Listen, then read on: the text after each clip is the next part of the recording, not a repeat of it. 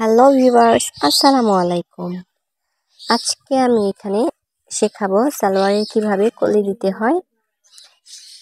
তো তার জন্য পুরো ভিডিওটি দেখতে থাকুন।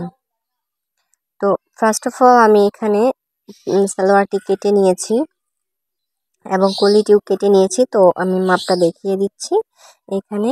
তো দেখতে পাচ্ছেন আমি কতটুকু নিয়েছি এবং কিভাবে আমি কেটেছি। তো এখানে আমার 4 পার্টে আছে, ভাঁজ করে আমি এভাবে কেটে নিয়েছি। তো আমি এভাবে ওপেন করে নিচ্ছি 2 পার্ট। তো আমি এখানে এর আগের ভিডিওতে দেখিয়েছি সালোয়ার কিভাবে কাটিং এন্ড স্টিচিং করতে হয়। তো আজকে আমি শর্ট করে শুধু কলি দেওয়ার সিস্টেমটা দেখিয়ে দেব। অনেক আপুর এটা প্রবলেম হয় কলি দেওয়া। তো আজকের পর থেকে তাদের আর এই প্রবলেম হবে না। নতুন যারা আছে তারা সম্পূর্ণ ভিডিওটি দেখতে থাকুন। তো প্রথমে আমি কোণার যে সাইডটা সেই অংশটা আমি উপরে উঠিয়ে দিলাম এবং নিচের এতটুকু অংশ আমি এক্সট্রা রেখে দিব, যতটুকু সীমানা আছে নিচে। তো আমি যেভাবে কেটেছি তার থেকেও আমি 1/2 ইঞ্চি উপরে কাপড়টা এক্সট্রা রাখবো। তো সেলাই হয়ে গেছে। আমি এখন একেবারে সাইড থেকে একটি চাপ সেলাই দিয়ে নেব।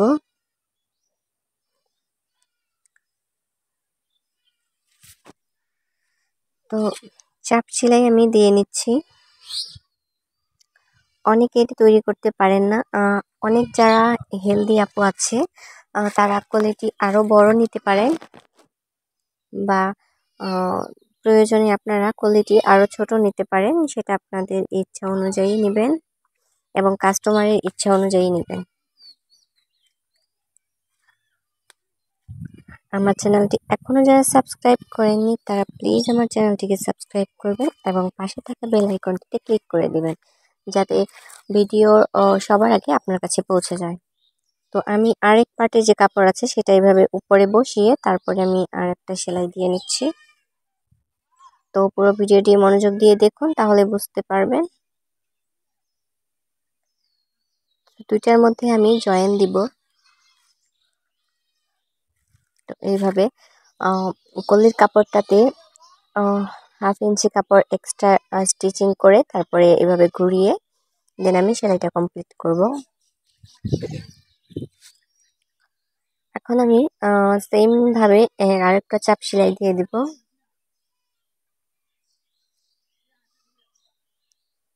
তো এইভাবে আমি চাপ সেলাই দিয়ে দিচ্ছি। আমি পুরো অংশটাই এখানে চাপ সেলাই দিয়ে নিব সোজা করে। তো এই অংশে আমার চাপ সেলাই হয়ে গিয়েছে।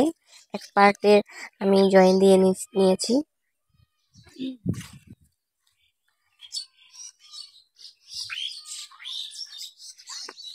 এবং আরও একটা যে কলির পার্ট ছিল সেটা আমি এক পাশের অংশে যে ফাঁকা অংশটা ছিল, মানে এক পাশে আমি জয়েন দিয়ে নিয়েছি, আরেক পাশ ফাঁকা ছিল।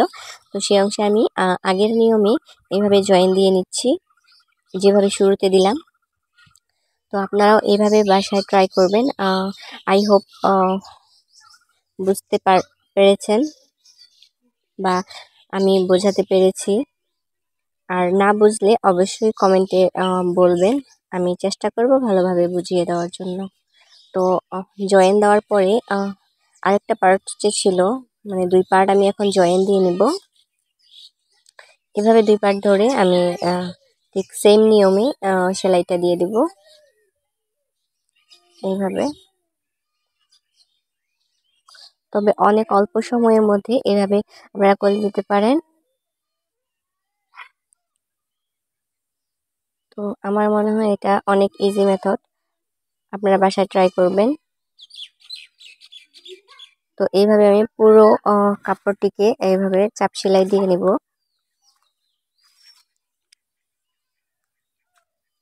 তো দেখুন আমার চাপ সেলাই দেওয়া প্রায় হয়ে গিয়েছে। জাস্ট একটা সেলাই দিয়ে আটকে নিতে হবে, তার উপরে আরেকটা চাপ সেলাই দিয়ে দিতে হবে। তো প্রথমে আমার চাপ সেলাইটা হয়ে গেছে, তো এখন আমি জয়েন দিব।